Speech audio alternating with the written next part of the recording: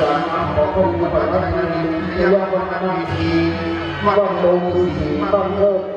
สัตตามหาโลกโลกปัจจานคนละภูบำรุงเยี่ยมใหม่ลำปางเทศนาพยาเชียงรายปากำลังไหลมาเพื่อพุทธศาสนาเดินทางมาจักรว่าธรรมดาเป็นประวัติศาสตร์เมืองลำพูนเราบัดนี้เป็นวันที่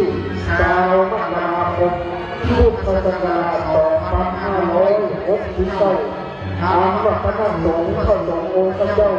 สถามหาโพธิวิทยาเจ้าทิศได้แจ้งว่าอาจารย์เจ้าคุณพระพุทธบาทพิพัฒน์บูดาพระมหากรณิกาลุวโน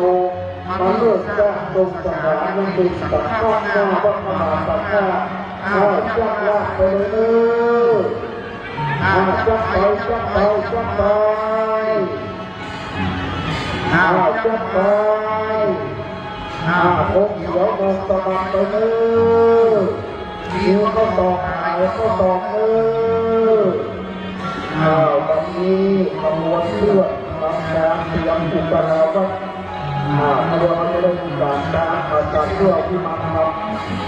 พระสังฆเจ้าอุปราวัตลูกได้มีการเทศนาธรรมที่เกี่ยวกับการน้ำเงินน้ำมันน้ำมันดีกันไปเลยค่อยๆจับไปค่อยๆจับไปจะไม่เชื่อไม่ยอมเลื่อนไปเลย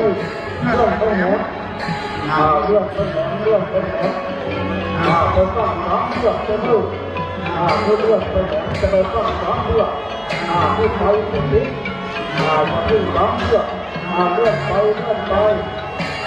เลื่อนไปเลื่อนไปเลย